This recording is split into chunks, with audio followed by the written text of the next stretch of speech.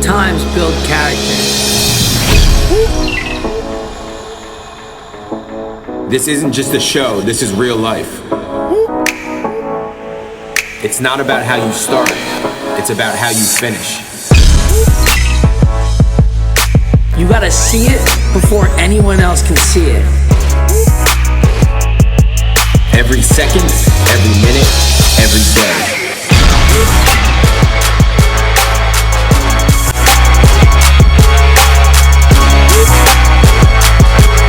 We train for life. We got you. Welcome back, everybody. Episode number 15, the Relentless Way podcast. The boys are back in town. I'm here with my partner, Matt Strout, longtime friend as usual, and we have a lively crew here today. Along with Matt and myself, we have 5 of the original guys from our circa 2012-2013 crew. Some of them still with us now in the facility, but everybody's with us always. We're connected with everyone in this room. For those of you watching on YouTube that you could see, we're all 7 of us here are always in touch, part of each other's lives, whether we're at weddings, at events, at birthday parties. So this is going to be a cool one. Kind of sit tight, listen in. We're going to hash back to some fun stories, but we're also going to give a little perspective too. I know once we get going, a lot of these guys really have good stuff to give off and good stuff to say. So without further ado, Matt, I want to know what it means for you to have all these guys in the room today and sit at the end of this table and kind of wrapping it up together. Yeah, for sure. I mean, this is something we spoke about when we first started this early on. Paul came up with this idea, and I loved it. So we've been patiently waiting to do this. I think it's a really cool way to kind of bring everybody together and let everybody know. Number one of our big, values is to never forget where we came from.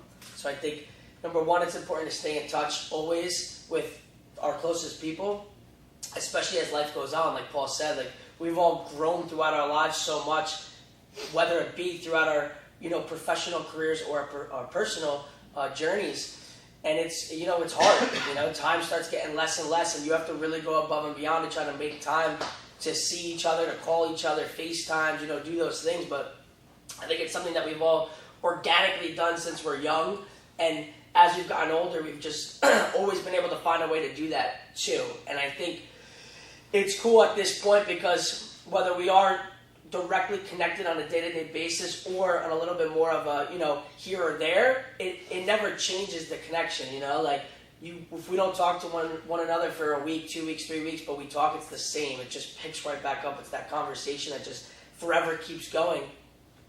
But I think this crew goes deeper than most because of just where we came from. We came from having a dream, an idea, and putting together, we matched on, I would say, the ability to know how to work hard and put our heads down and be gritty, and that's where the most commonality of all of us coming from all different places is where it all settled. So off the jump, when we started, it was an idea, it was a dream, we enjoyed working hard and feeding off each other's energy and just even working out with each other. And then that kind of led to being inspired to take it to another level to then lead others, and none of us had any idea about business or what we were doing. We just jumped into it, and I think that was the most special part of it all. Is it was a bond that was created of just literally running into unknown territory day in and day out, and it's just something special. It can't be broken. I think, to highlight what we're doing now, and we focus on more of human development, really focusing on humans, and human on human is the greatest thing in the world. It's connecting with people, and I think if that is there's plenty of messages and different lessons and experiences we're going to put out today, but people with people, connect with people, stay connected with people, and as you go through life, you start figuring out the people that you want to stay connected with, and I think there's a reason why we're all sitting here still to this day around this table, and we're going to talk and give out some really cool, stories with each other. So I just think it's a really cool thing from that to now, and we're going to have some fun with it, So I think, someone that we have here with us right now, still to this day, is Franco, and Franco's story is cool because Franco came in one day. He heard about what was going on. He was working at Central State at the time, which is where I left before beginning this journey. And he kind of heard about it, what was going on, and what was going through the grapevine of what we were doing. And I think he took a shot.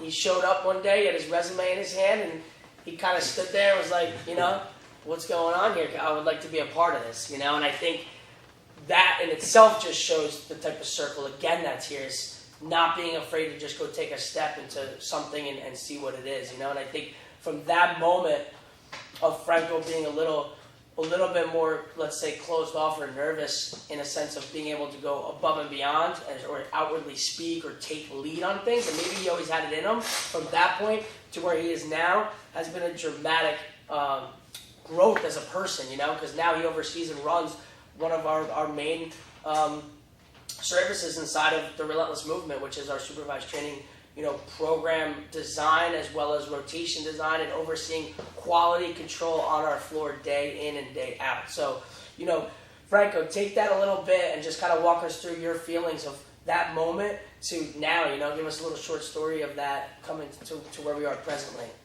Yeah, I remember, kind of still remember it just like it was yesterday in terms of working another job, taking that leap, and just kind of like hearing it through the grapevine, and then going in with the resume, just kind of find out what you guys are about. And you guys invited me to come check out the group class that you guys were hosting later on in the day. Mm-hmm. And you were like, all right, you want to work out during it, or you kind of want to see it from afar? I'm like, not gonna lie, kind of nervous going in. I'm like, I'm gonna kind of like watch it from afar. So I'm like watching and just like seeing like the like passion and just like energy that you guys are like giving off, and how everybody in that class was just feeding off of your guys' energy, just working hard, and just like literally just never quitting in terms of what they were doing. Mm-hmm. That's what kind of drew me to what you guys were all about. So I'm like, I'm kind of glad that in the sense that I didn't just hop into the class and take it and kind of just take it in the sense of like that way, because I got more of like an appreciation out of that. And it's like, it was, not gonna lie, I know the language was, but it was fucking cool just watching you guys operate. And it was probably I mean, those classes when we used to run them then in Marlboro were like 30, 40 people at a time, packed house, no air conditioning, no heat, dripping sweat everywhere. Right. So it was probably like a little eye-opening, but cool for you to see. Yeah. What was the grapevine? Like, I forget when you came from Central State, who passed the information? I don't know if I'm supposed to say names or does that. It's all good, yeah. So I was just like working with somebody in like sales over at Central State, and cool. he's like, kind of knows that like I'm not a salesy person, and like that's just not me. And he's like, oh, like you gotta check out what Matt Stroud's doing. Like he's starting up his own little thing. I was like, all right. I mean, I saw Matt on the floor over at Central State. Kind of know him, never really interacted with him, but just like I'm in the middle of working at Central State. All right, you know what? I'm in the area. I'm gonna go check it out. And I think I wound up like talking. I think it was Connor first. It was me. Showing up like a G. Like, what you guys doing? Yeah, I remember that. Yeah. So it was cool. Like Connor's just like an easy person to talk to. It's just let me know what's up, and just like from there, it's just things kind of just started working out the way that they did. And at the time you just graduated, right? About a year. About a year? Yeah. With a degree in what? Exercise science. Right. Yeah. So it's actually funny that it worked out though, because when I went to go see you guys, I wound up running into someone I knew from college that's like boys with you guys. He was outside working out. He was so it's like an easier transition instead of just like, all right, these guys are all new. I'm like, oh, I know this guy, and it's like, oh. They were both wearing Timbs and a So it was just like cool how it was like easy, like kind of like transition. And honestly, you guys are like very just like easy to like get along with, and yeah. I think the funniest part was on our end. I remember PJ was we were in the building, and Matt came back in, or Connor came back in with the resume. I was like, so what you can do? I don't even know if we were open. Yeah, we were probably like, it was me. And like you put it on the glass desk in the front. Like afterwards, I went over and like in no way of like to knock the resume at all, because they're important for parts in life. But like we didn't have any business looking at or dealing with it. And then in my head, I was like, we were like, we don't need this. Like, let's just see what he's about, you know. So that's when I think Matt reached out, or maybe even before that, told him to come in and spend the time, because that's most important to us. Is like getting to know the person and connecting. And we're learning. It's funny because like in our journey, we did it so well in the beginning. Hence why we're all sitting at this table right now, right? But like along the way, it could get lost. You start looking at that stuff a little bit more. You start looking at resumes, looking at people's followings, and who's going to bring over money, and who's going to have clients, and this and that. But ultimately, for sustained success and longevity, this is what we need, and this is what we have now. Our team right now is like a younger version. There, you know, we have obviously our OG crew that's still involved in the facility, but they're to the core, just like they're like us, you know what I mean? So that's the fun part. And Connor you were with us already, obviously, if you were there that day. So I guess your entry point was like you were just hanging around helping with everything, right? And like we were all young, we were in early 20s, you know, 20, 21, 22. So I remember showing up. I was training with Matt at Center State, and then he opened the gym, and then I'm like showing up thinking I'm like gonna train with Matt, and he's like, yo, there's like 8 people here for a class. You think you can help out? I'm like, okay. I don't know. I had no idea. And we just started going. And it was like, I forget who they were, but like 8 people training in the church, and just kind of like escalated from there. I was like, wasn't like even looking for a job. I was working in restaurants back then, and you know, like it was like, I think the feeling for me when I stopped working in a restaurant was like at heart, like everyone's kind of like a degenerate, but like in the gym you get like the best version of everyone. It was showing me like the best version of me by being there, so just I liked who it was, and it just kind of trickled and kept going from there.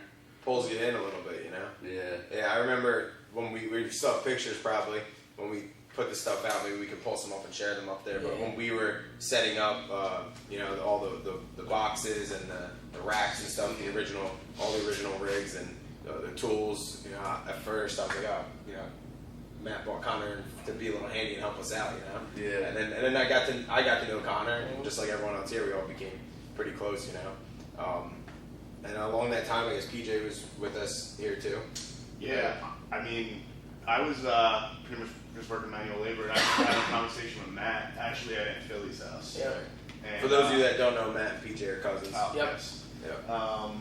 But we had a conversation. He basically just said, you know, we had talked about it over the years prior anyway. Both of our fathers were in the fitness industry anyway. And we had spoke about, you know, potentially opening a gym and trying to figure things out.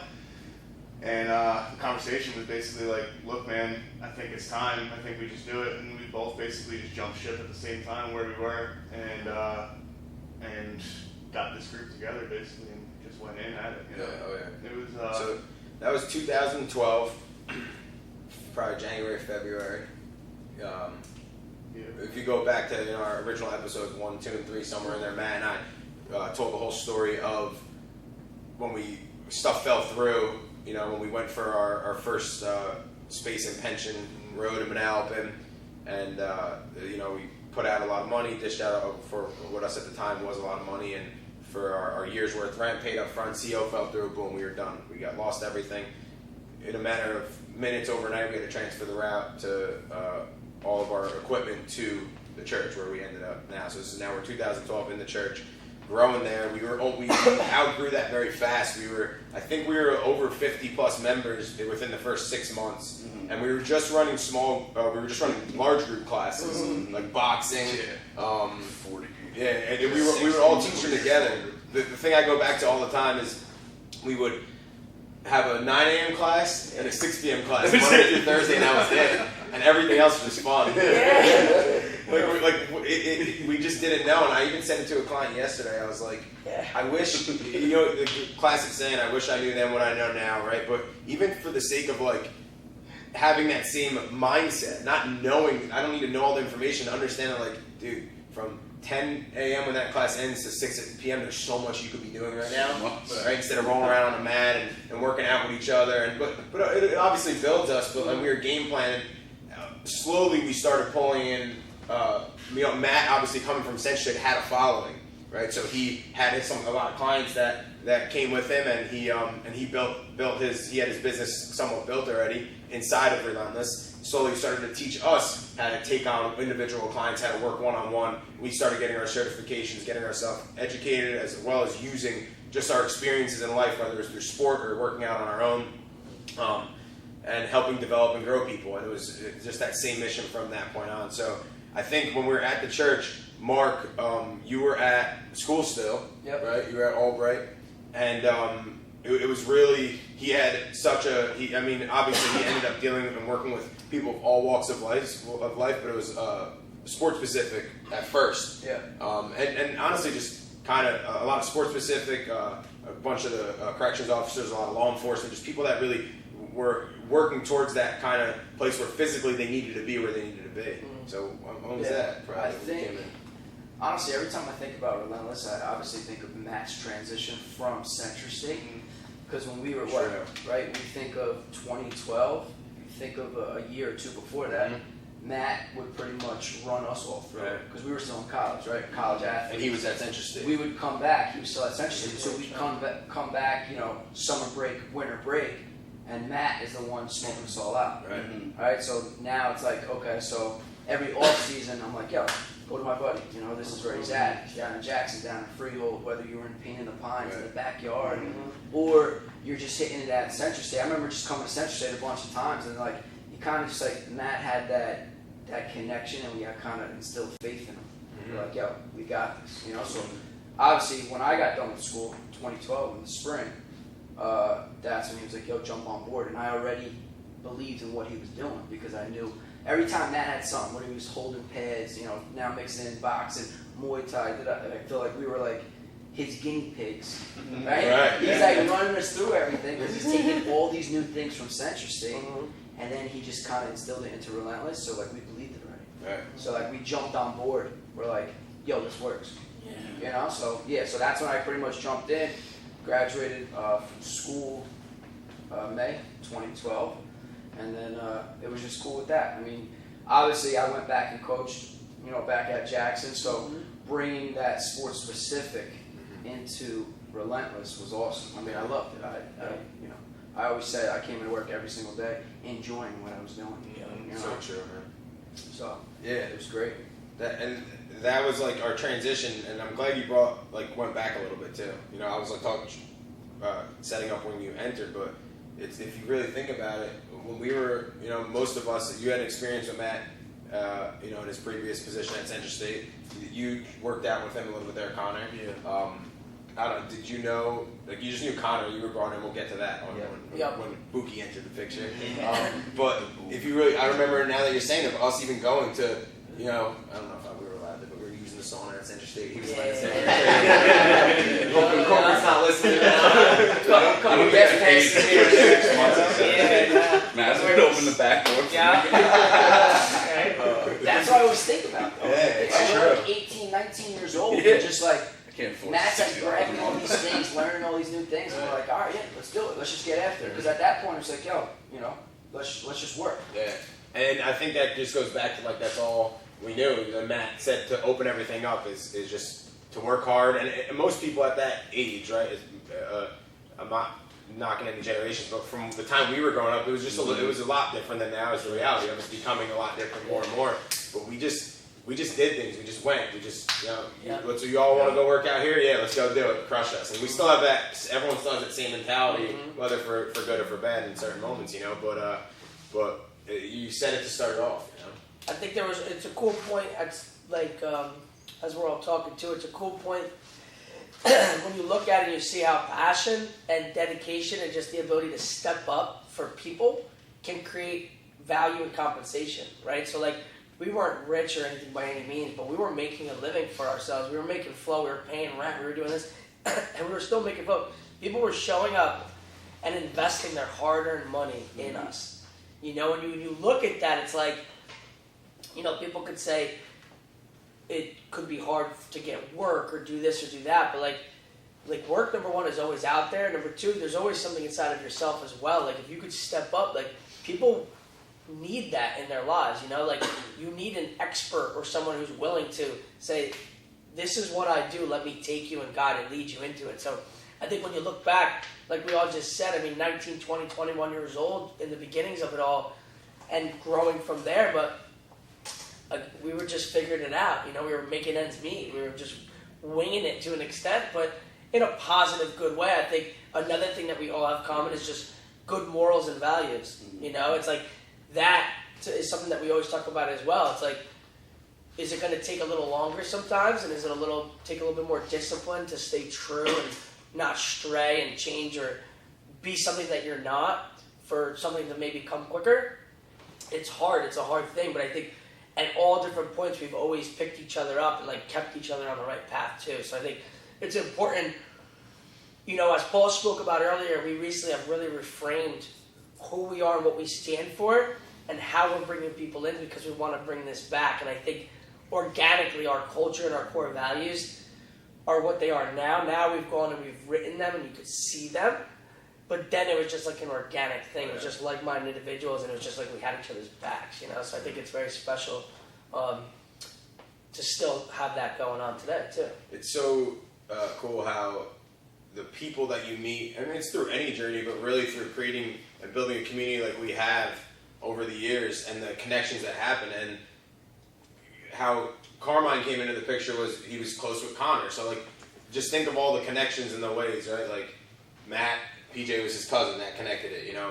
We grew up together. We were good friends. Mark, Matt, myself. Franco knew somebody, he knew Matt from Century State, but it's all connection. It's really, a lot of it is organic, you know. Other places you see, like, you know, it's to type in your resume and I want to work here. And what I've found, and now that I think of it sitting here, is like the people that are really to the core stand for those core values and they're truly that, not trying to make themselves like that, are the ones that just stick around in your life, in your journey, not even just Relentless, but overall. And Carmine was brought in by Connor, I believe, for just a workout one day when we were in Andy Plaza going into 2013, right? Yeah, for sure. It was, I want to say, February 2013. Me and Connor and Buddy, we were away snowboarding for the weekend. And for me, it was like a different point in my life. I was like in between jobs. I just left a sales job that I was in, and I was waiting for something with the fire department. And yeah, we went away. Connor's like, yo, I'm working at this gym. Everything's great. The guys are great.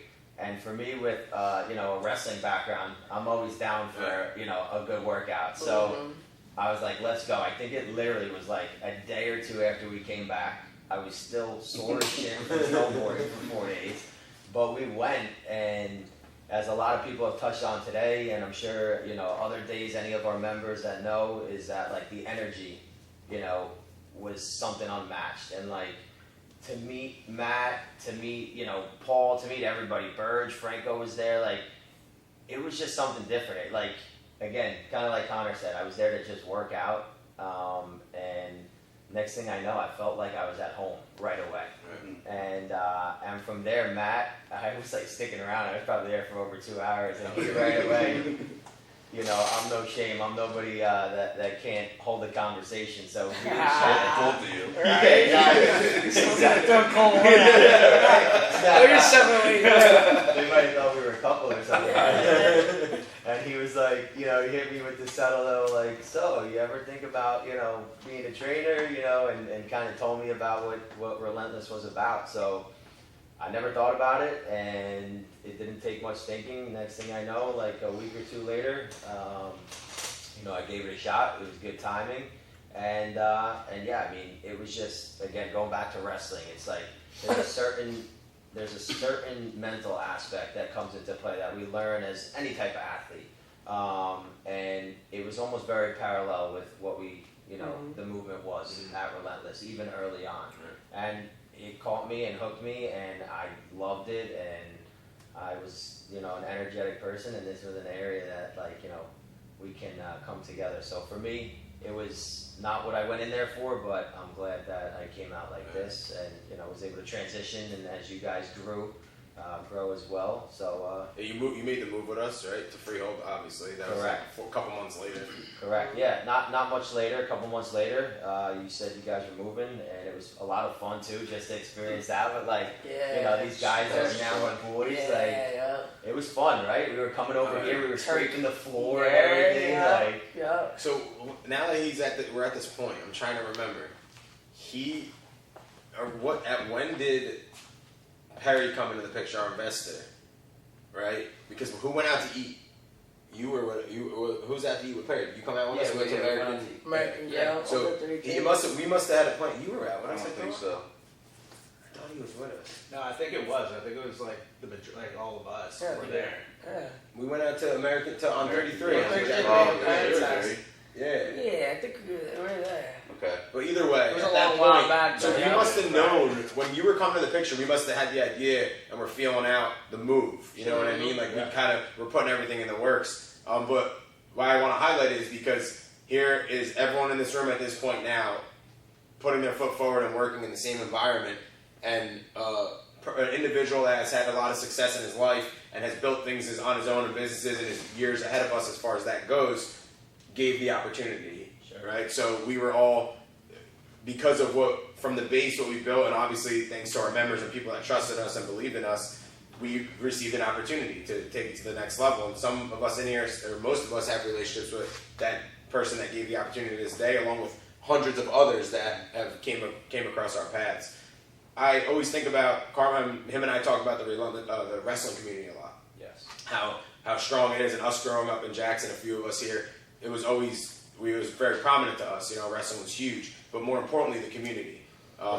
What type of people are in there, how they get together, how they compete, but it's also an all for one type atmosphere. He really brought that to the table. You were bringing in those people in his life that you connected us with that are still to this day. For sure. I mean, it comes down to hey, I grew up in Manalapan, Jackson. We had a big rivalry, which we found out too. Another connection, one of your homeboys, Scotty Winston. So like, there was a lot of, even though my history with you guys weren't indirectly, whether it was at Central State or cousins or growing up, it was an indirect, but like right away it felt like it just clicked. And it's like, wait, Scotty, I know Scotty from growing up from wrestling on another level. This is your boy. It just fit. And like with wrestling, I think somebody had mentioned, throughout the word grit before. Yeah. And that's what I feel like all of us have, a certain level of grit. And like, that's just it. It's like, no matter what's in front of us, no matter how hard or challenging it is, we're going to grind and grit through it. And I think that we're all sitting here because we all like the grit. You know what I mean? Like, we like the challenge of like overcoming both physically, but then I know how myself is personally, and I know you guys as well, but it's the mental aspect. And like, that's that mindset, that's the whole thing that just brought me on at an early point. And it's awesome to see from 2013 to now 2021 how all of us have grown, how Relentless has grown, but it still stays true to that, the foundation of where it all started. We were so young and immature back then. Yeah. Like, you didn't really know, and being here and just feeding off you, and you guys had the vision of like the dream, and it was so much bigger, and you're thinking like so locally, but like what we were saying, like everyone loves a new car for like the first month, but then like you really love what you did to get that new car. Right. And it's just that path. So we find ourselves just like thinking more that way now, because we weren't thinking that way then. We were just thinking about owning a gym, having a place, and then obviously on the positive end, like just the core of us, like building a community and being around, like being fulfilled. Sure. Not even realizing when we went home, obviously, because it was 8, 9 o'clock at night by the time we walked in our door, like it was just nothing to us. Right. We had nothing else to worry about.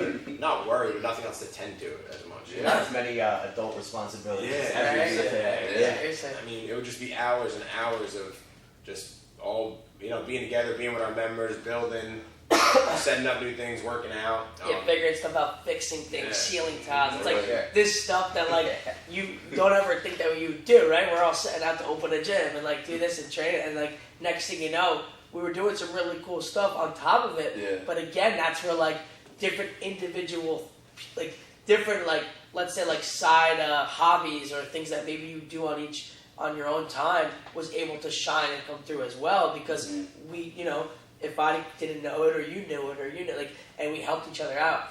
But one thing that you said I like a lot is when we were young, I think we had the grit and we understood the mental and the emotional dig that it took, but it just was, right? Like we didn't like talk about it or know it almost at the time. We were more we were physical. We were physical. We were dogs. We were working out. We were sparring each other, wrestling. Like we were getting after it, right? But like but it was in us, right? Yeah. So, but now as we're a little older, a little wiser in our lives, it is crazy how we talk about it and we amplify the mental and the emotional strengthening and how we do take time more than ever to focus on strengthening ourselves, reading, podcasting, having these conversations with each other, like, and not being afraid to do that too, you know? And I think that's a really good point to bring up because you don't have to wait to go through so much life, and that's what we're trying to do now. We all do it on a regular basis, but to implement that in, like, to integrate that whole human training in, you know, and how important that stuff really is, because physical is one aspect, but there's a lot more to it. And when you sharpen the other parts of the sword and polish them, the mental and emotional side, it just makes you that much greater as a whole person to go out and do what it is you're doing, you know? And I think it's all safe to say that these lessons and these ups and downs and this and that has obviously helped us dramatically in our lives today and whatever it is that we're doing, because like Paul said, like, there was a plan per se, but we showed up every day and figured it out as it came, you know, and that is always something that can carry out into any profession or whatever it is. It's just the ability to be a problem solver. And I think that's another thing that we all do really well is like, there's people in this world that focus on problems, and then there's people in this world that focus on solutions. And I think we all have it in us. We had it in us, and now it's just like thriving out of us of like when there's shit going on and everybody's looking like, what do I do now? It's safe to say that each of us inside of our own spaces are people that other people look to, go to, and say, what do I do? You know, and I think that's a beautiful thing. That leadership is deep inside of us all. When you talk about like what it has, what just our journey has done for us, and then Relentless being a piece along the way for everyone in this room. PJ, I want everyone to kind of take in this question, so we'll go around a little bit and bounce it around. But like, where do you find that the moment that Relentless has allowed you to been a big stepping stone for you to get to somewhere where maybe you want to do in your career now, or where you're at now? Yeah, I mean, for me, going back into like what Matt was just saying too, having some sort of a leadership role and having people look up to you, you kind of have no choice but to figure it out, right? So I mean, at that point, it's basically sink or swim. For what I'm doing right now, I mean, I'm the weatherization manager for the installation group out of Hamilton. And You don't even say the whole name. See, I was going to try to say the whole entire name. But basically, you know, I'm the leader for, I don't know, maybe 15 people, give or take a couple. But yeah, I mean, every day my phone rings and it's a fire, it's a problem. You know what I mean? And it's just basically just trying to come up with some sort of a solution. I think that being a Relentless coach and being a Relentless leader, I think has helped me tremendously because, I mean, basically, we were so young when we started. I mean, I'm a little bit older than you guys, but that's a different story. A couple of years. But, yeah. But you know, we were so young, and I mean, then mentally, I wasn't where I am now at all. I went through a couple different things in my, you know, in my life, and in that time period, I stepped away from here for a little while. Went down a road that I, you know, don't necessarily like, but it happens. It's life, right?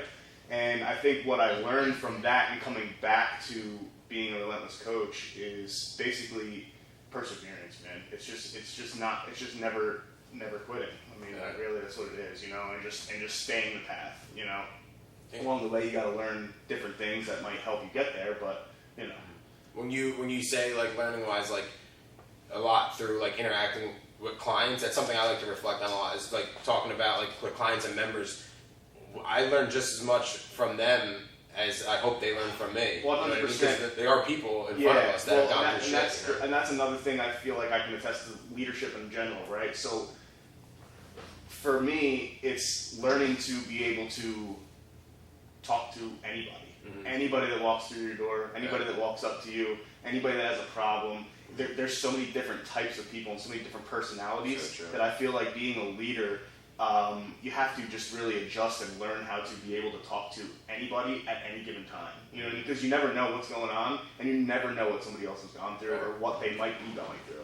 I mean, it could be literally anything, you know? So it's like you got to kind of take everything as it comes and just assess. And I know Matt uses this a lot, but it's almost like pulling yourself out of your body and looking down at what's going on and assessing the situation and saying, okay, what do we do? How do we fix it?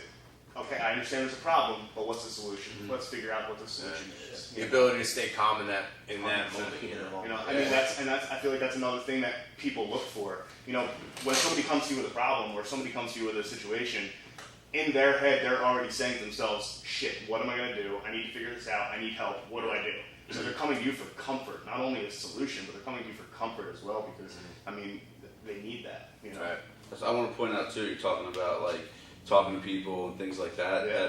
And the age gap between you and the Goose. And then, like in the last podcast with him, you guys were talking about like when he's 13, you walk in the door, look someone in the eye, you shake their hand, go to everyone, say hello, introduce yourself, and that's that's never left, which is pretty cool. Yeah. And that's why that's a big thing why Evan the Goose is so special because it's a lot of a tribute to his family and how he was brought up. He spent a lot of time with us too. Meeting in the facility, and that is such a lost thing, just to be able to talk to another adult or someone else at a different level. I'm sure all of us got that. Like, I know that was like, if there was one compliment that people gave after we left someone's house when I was little, it was, you know, that was awesome. It would be a 50-year-old man. I talked to your son the whole entire time. He's 50 years old. You know what I mean? I'm sure all of us have gotten that. They're such a good kid. They could relate. You know, alongside all the other stuff. For sure.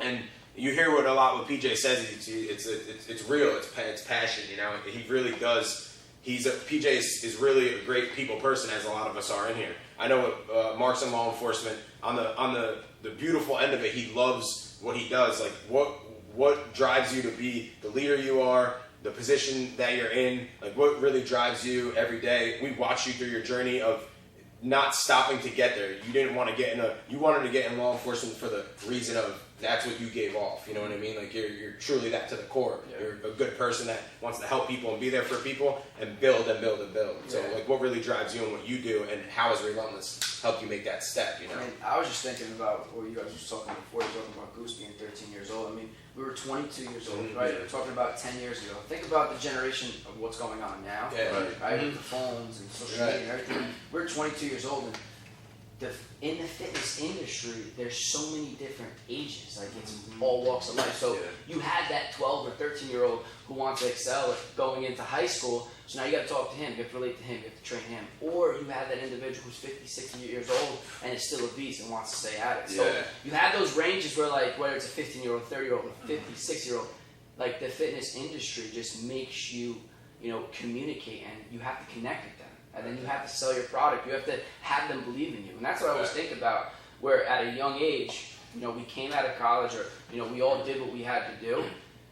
We had to sit there and kind of be the example of, like, hey, this is what we have going on. This is what we want to do, and then sell your product. And that's the craziest thing that I always think about, because I always remember we were just talking about before, right? We had that one class 9 a.m., the other class 6 p.m. What was going on in between? We're doing upside down sit-ups. We're boxing. We're sparring. We're fighting each other. And I always remember there was like a certain group of clients that were like, yo, I like to come like in the middle of the day and on lunchtime. I like seeing you guys getting after it. You know, we're sparring each other. We're rolling around. You know, we're wrestling. You know, we're trying to tap each other out. Like doing all these crazy things. For your brother and trying to choke each other with collars. Doing all these crazy things. It was just organic, man. And obviously, like the transition to put me in now, like being in like. So what Relentless, honestly, the connection and like the members still to this day. I'm talking 10 years, almost 10 years out, right? Like some of the members and the clients, like they're at our weddings. They still catch up with you monthly, yearly. And it's like that connection's still there. Like you have so much love for them because you spend an hour of your time every single day together. You know, for 2-3 years, because that's how long I was. You know, about 2 to 4 years, I'd say. Even when I got on the job, I took the shift. I took the afternoon shift so I could still come here in the morning. So, just what Relentless did was obviously putting fitness first. You know what I mean? And just that mental side of it, but just the communication, right? The being able to connect with someone, obviously being able to care for that person. Right? It's intimate. It's not just hey, I just want you to, come in for my, half an hour, 45-minute class, and I want you to sweat. Right. There was just something else, right? Yeah. Like that back room in Yep. 80s Plaza, Yeah. like that little back room. Shut those doors. Shut those doors, and there's 20 to Middle 30, of summer. 30 people in the middle of summer, and just getting after it, you know? Gangster So rap. just the communication level and just like the service, you know what I mean? Because I'm still, it's a service Right, industry, for sure. right? So it's still a service industry. You have to be able to talk to, like BJ said, you have to be able to talk to anyone and everyone. And guess what? Figure out the solution. Right. They're coming to you with a problem. Yes. And you have to figure out the solution. And Yeah. just the communication level, and obviously, it helped me. I mean, Relentless, my connection with Relentless, put me in a good place into law enforcement.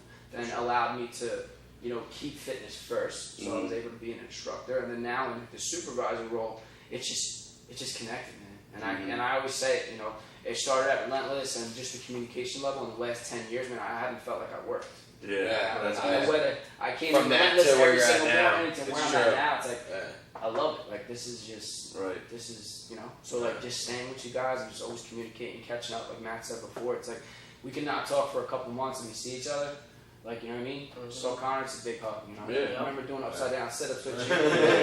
Backroom Crazy kickboxing, stuff. walking back, Yeah, all that yeah. shit. It's good times, It's the impact, like Mark said, you don't realize in any moment in life the impact that you could have on someone else and they have on you, the clients that are still in touch with you. I remember during that time when whether we were moving into different apartments or living in different places or in wherever we worked, finding ourselves a place for ourselves at a college, and they were giving us gifts of like microwaves and TVs, and because they knew the importance of that in that moment. It's things they'll never forget, whatever it was, stuff for the house, for the apartment, for your life. Like they're just supporting everything they do, and they always check in on you. To this day, I can tell you I don't think I go through one day where like one person in this room, specifically the guys that aren't really inside the facility anymore, are brought up from another member of a client, in a happy way, from somebody. Like, oh, remember we used to do that. We still do it this way, but that's where it was built, and where it was built, Connor was the leader of it. He was so good at your family was involved, Lindsay's family was involved, and that brought so much unity to it too. Yeah. I think you found it, and I know you can speak for yourself, obviously, but a moment in your life when you were growing as a person, and it showed to the core. Probably the people that still support you today supported you then. Absolutely. And like going back like to the beginning, Relentless, like the first two things about personal development Relentless taught me is remembering people's names and being confident to do something you don't know how to do. And like remembering people's names, like I couldn't remember anyone's name to save my life. Like I wouldn't know anyone, but hey, what's up, dude? And they'd be calling me by my first name, but like at Relentless, you didn't have that. You had to, if you wanted to make money, like you had to know who that person was. You had to know about them, and it taught me to care about other people, which bringing the whole family aspect in, which is something, at 22, you're really not thinking about that, but it just reshaping your mind, Right. And then moving into like be confident and do something you don't know how to do. It's like the fake it till you make it. That doesn't mean you actually fake it what you're doing. It means you put yourself in situations that you don't know how to do 100%. and learn how to perfect those situations and just do it better and better and better. Right. And that's what has projected me through my life, and just even after Relentless and going on and moving to another company, still keeping the Relentless way and instilling those and just building blocks. And then Burge introduced Andy to you, and you introduced it to me, and that was just like right to the fucking moon. Yeah. So, but then just building that over years and kind of like ending up in the career and the life I have today is pretty phenomenal. Yeah, for sure. And there's a lot of things that you find yourself day in and day out. I think both ways, like Relentless, moments when you're, on the job or on a site or something, and Relentless comes into mind, or vice versa, that you could teach. I know you keep in touch with Matt a lot, and we conversate as well, and there's a lot of things. What are some things that you go into, like you feel out through like your daily doings that just stick with you, like certain like aspects, First, it's like, I've got 15 people that I deal with every single day. They have all different experience levels. They all do different jobs, and they're all different ages. And you're constantly taking this hat off and putting this hat on. I'm dealing with guys in land development. I'm dealing with sales sales girls who like they're women and they're in the industry. Right. Like, you have to treat them differently. It's Right. not, you can't be the same to everyone. You have to. And I'm like putting a phone down where I'm screaming at a contractor because they're late and doing that. And I'm like, hey, how are you? You want a little more incentive? Sure, let's figure out some of this house. And then from there, then you're going to the construction guys like, all right, guys, we're 5 closings behind. What do we got to do? And then you got like someone who has no experience and a female and in doing construction, working with guys, and it's just like, if like you lose track for 1 second, your whole day is gonna spiral. Right. And it's like, you know, you just gotta have like a nice routine, but you gotta be able to understand, like, as Mike Tyson says, you're gonna get punched in the face, and just you gotta keep moving and keep rolling. Yeah. And that's where Relentless, like back to what everyone's saying, is like, all these different people are coming through the door every single day, and like they stay, you know, they're at your weddings later in life. Like, well, I'm with these people for years on a job site. You know what I mean? And you want to grow, and you got to stay a leader, and you got to just keep putting those different hats on. That's the leadership part is huge. As we go down the line, you see like every person has projected themselves into a position of some type of leadership or stepping up first. Yeah.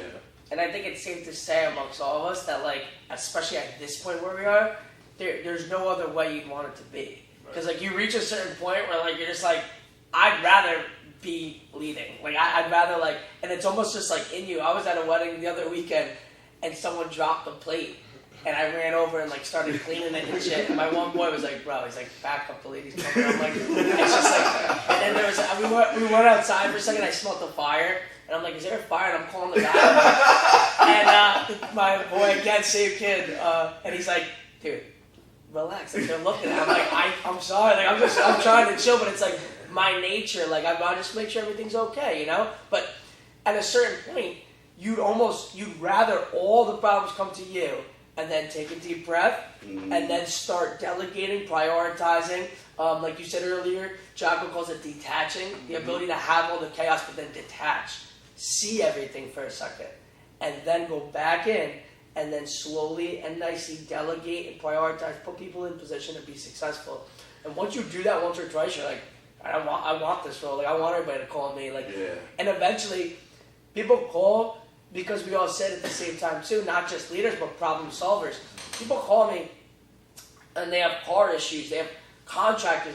If you know anything about me, I am not handy. I'm a laborer. I can work hard, but I can't do really anything on a house, a car. But I'll be there. Like, I'll assist and stuff like that. But people will call me, and I'm like, hold on. I'll make a phone call. I'll call somebody. Like, I don't. But that's what it is, though. They know I'm willing to go above and beyond, and I have someone good. I have a good circle around me. If I send you to somebody, they're going to take care of you. And that, I think we all do that all pretty well as well, is connect people with people. So. I think that has to do with, you know, each one of our own, but we'll talk specifically to you, why people are coming to you for all these different things that you have no business, you know, doing. But it's about your mindset, right? And it's how we approach anything in life. Like, it's not about what happens to us, it's about how we react to it, right? You can look at it as being, you know, the saying, the glass is half full, half empty or half full. I think we like to look at it as half full and take that opportunity to run with it. Right. So, like, a lot of people, and in today's world and always, they get put in a stressful situation and they panic, right? And some people, all of us know certain people that focus on the negative in a situation, where I think all of us, and this is literally breaking it down to the nitty gritty of what maybe brings us together at a subconscious level that we don't even realize, is that we have a positive outlook, and you're stuck in a situation, but you're gonna overcome that challenge. And as PJ said, that take a breath, right? Take that step back. I think all of us can use that in our own personal and professional life, both in law enforcement, me in the fire department. It's like, senior men have told me, when we step off the rig for a job, for a fire, right? So you're going to step off and there's a building on fire right there. Take a second. Don't put the blinders on and focus, you know, on and get caught up in the moment. Literally, some guys say, I don't put my gloves on until I step off, because that gives me that 1 second to take a breath, look at the building, and assess the situation. So everybody, in their own sense, can find a way to take that second and put your gloves on as you take that breath and gather yourself.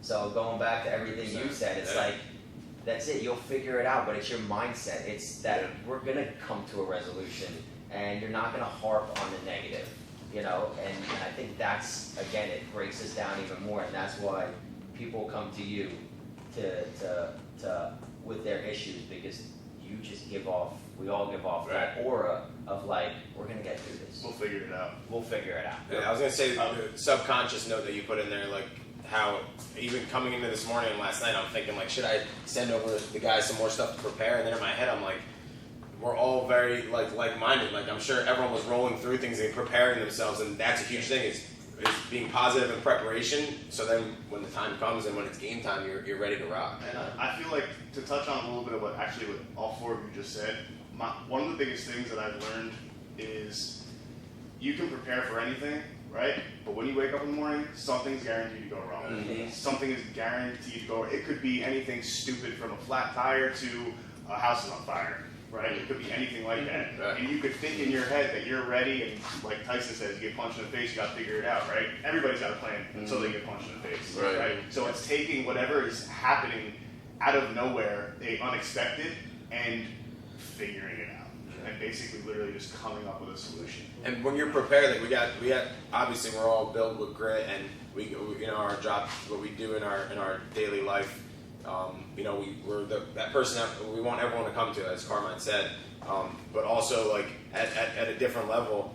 When Carmine's speaking, probably he's a little modest, but like then it comes when you're ready, when you're prepared, and even when Mark and law enforcement, like that's a whole different level, because it's like bravery now. Like so, it's like you're prepared, you're doing all these things, but now like.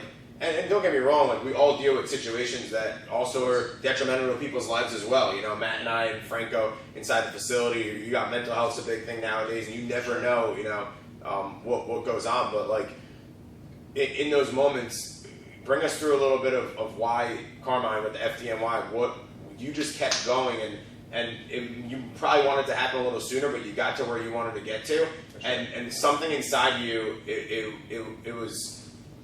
Inevitable is going to happen, but I think there's more bravery in there than anything else. You know what I mean? Yeah. So, not to make a short story long, which I tend to do, but you know, I was inspired through tragedy within my family at a young age, or at 17, would open my eyes up to the fire department, and it's something I wanted to do, and the test doesn't come around too frequent. So I took the test, was supposed to get on, and unfortunately, because of things out of my control, didn't happen. I had left Relentless at the end of 2013 for a sales job, right? I did sales before, and Relentless actually transitioned so much to that because I had a book of business of zero. They gave me an empty book, and over 6.5 years, through grind and grit and through constant just day in and day out work, I built that up. But it comes up to having a goal, and no matter what comes in front of us, like PJ said before, something's going to happen, right? I thought I was going to get the job, on the job in 2014. It didn't happen. So here I am with my sales job. I'm making the best of it, and I, ground through everything and built it up. Well, finally, 5 years later, the test comes out again, and I take it.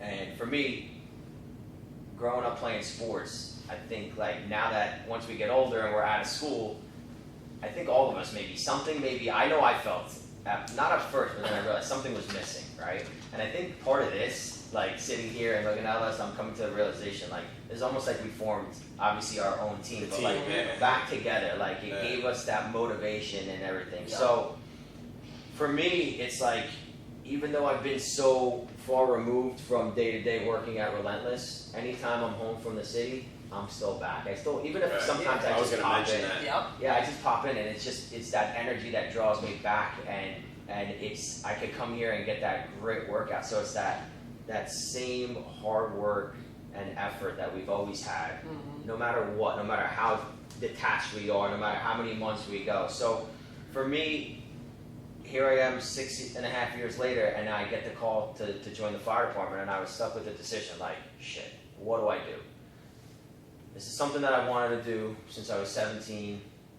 I built and worked my ass off in my company on the other hand for so long. Am I going to leave all that And I'm not an anxious person, but I had a lot of anxiety for a couple weeks where I was waking up in the middle of the night with like nightmares, kind of like about stress and all this stuff. But I took a step back and I took that deep breath and I realized, you know what?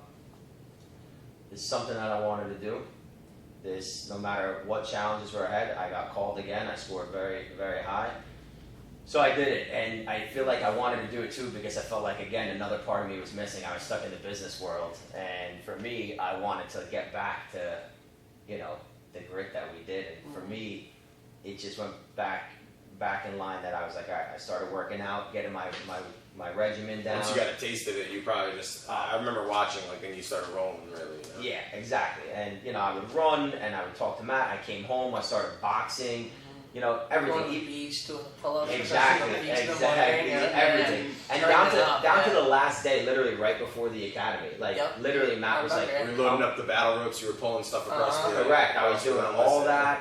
Matt, though, stretched me the day before the academy. And then the academy, I went in, I was like, I just turned 31. So I was an older cat. You know, I got kids in my squad that are 21, 22, Navy SEALs, Marines, like Air Force. But, like, hell no, they weren't beating my no doubt. And that's just who we are, and that's what it is. So like, you know, we were running pull-ups, everything, and it's like still the workouts that I do with Matt to this day are all, yes, physically challenging, but I like the mental aspect of like hitting that roadblock and pushing yourself through. So like, I feel like that's something that none of us are ever gonna ever lose, because that's just who we are. It's like that meant I get like a high off of literally last week working out and like being like, wow, it's fucking 93 degrees, muggy as hell. I am dripping. I'm like, I could easily just stop right now. But that mental aspect, and whatever it is, everybody, right? We've seen the video, what's your why, right? And what it is. Like, you got to get in your head. And I kind of got like a little bit of the chills right now thinking of it, because it's like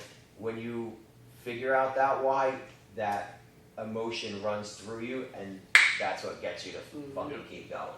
And like, that's what pulls us always back in. That's what gets me, even living an hour away. But when I come home to see my mom, my sister, somebody, I gotta come in and see the crew, because it's like, it's family too. You know what I mean? It's like that energy is like unmatched. So working towards a little of the tail end, like closing it out, I want to really talk about, give the people, now that everyone, you know, everyone got to know everyone that's talking today, and if you didn't know them, what are some things that we implement in like in our daily, like now? Like, what are things that we do? I know we all take care of ourselves physically, mentally, emotionally, and are always building and growing, and hence why we're all sitting here today. And no one said, "No, I'm good, man. Like, I'm good with what's going on in my life, and that's it."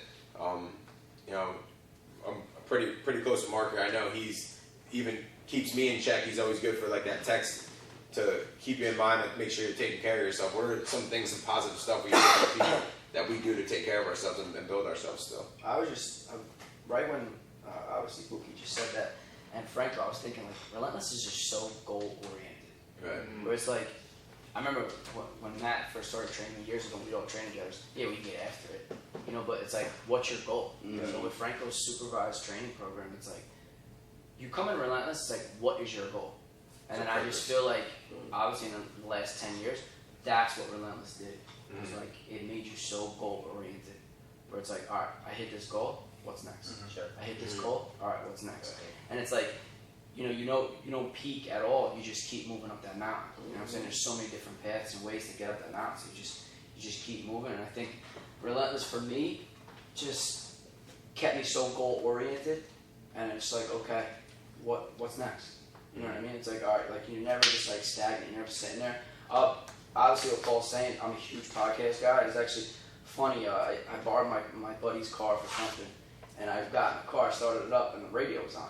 And I was like, oh shit. Ooh, this thing. I haven't listened to the radio in 5 or 6 years. Yeah. You know, I got a solid commute, about an hour each way, and I'm just very podcast oriented. I always have a podcast, always listen to things, and just trying to just better yourself, and just communicating like what Paul said, man. We all just still stay connected, stay on top of each other, make sure everything's good to go. But just that goal always brings me back to Relentless, because it's like, all right, what's next?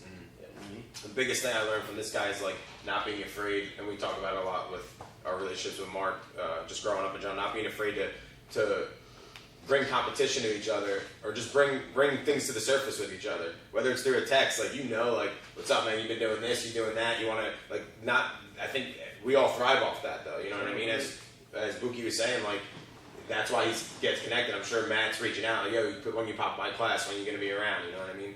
But just not being afraid to put things in front of each other and giving someone the option to reach out, grab that, and get themselves better. You know what I mean? And it's funny that here we're all talking about it, and whether we're currently, part of the team or was once part of the team, but from us that are removed, at least I can speak for myself, it's like, so we're not day to day, in the gym.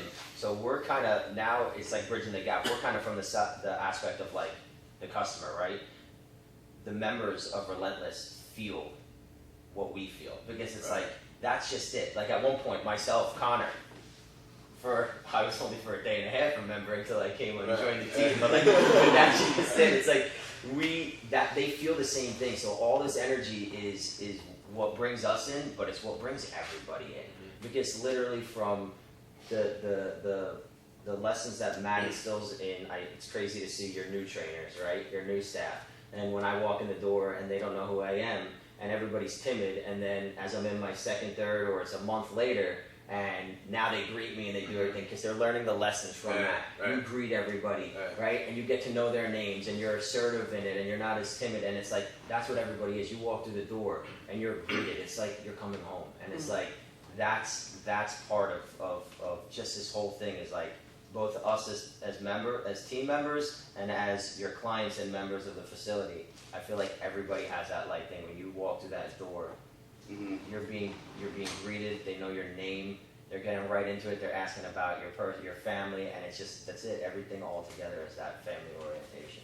Yeah, I want to roll off of that, because just kind of being in since the get-go and just listening to everything that you guys are saying, it really does ring true. Everything that we've been working towards over the last 10 years, just taking like little bits of like, from what PJ's saying, Burge, Connor, Buki, being here every day, it really does mean a lot more than just like the words.